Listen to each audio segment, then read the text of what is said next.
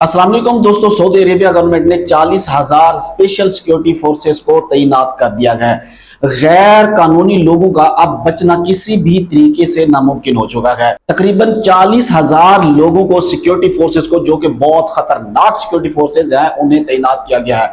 इसका सीधा सीधा मकसद एक तो हुज्जात की हिफाजत करना है और गैर कानूनी तरीके से हज को रोकने के लिए भी इनको तैनात किया गया है। अभी तक सऊदी अरेबिया गवर्नमेंट अथॉरिटी के मुताबिक 1,70,000 गैर कानूनी लोगों को मक्का मुकरमा में इंटर करने से यानी हज पर जाने से रोका गया है। ये वो लोग थे जिनके पास हज परमिट नहीं था, या तो उम्रा वीजा पे थे, या फिर जिनके पास जो है कोई और बिजनेस वीजा होता था, यानी बगैर हज परमिट के वो हज करने की कोशिश करते हुए गैर कानूनी तरीके से मक्का मुकरमा में एंट्री की कोशिश कर रहे थे। 1,70,000 जो है इन लोगों को गिरफ्तार किया गया है। इस वक्त सऊदी अरेबिया में मक्का मुकरमा में स्पेशल फोर्सेस, जिसमें special security guard, special forces, special police सब शामिल हैं, और इसका सीधा सीधा मकसद हुज्जात का तहफ़्फ़ुज़ है। किसी भी तरह से, किसी भी तरह के हालात से निपटने के लिए बिल्कुल तैयार, और गैर कानूनी तरीके से हज अदा करने वालों की रोकथाम के लिए इनको स्पेशल जो है वहां पर ट्रेनिंग देकर तैनात किया गया है। लेकिन इसके बाद भी अगर आप में से कोई भी इंसान इस वक्त सोच रहा है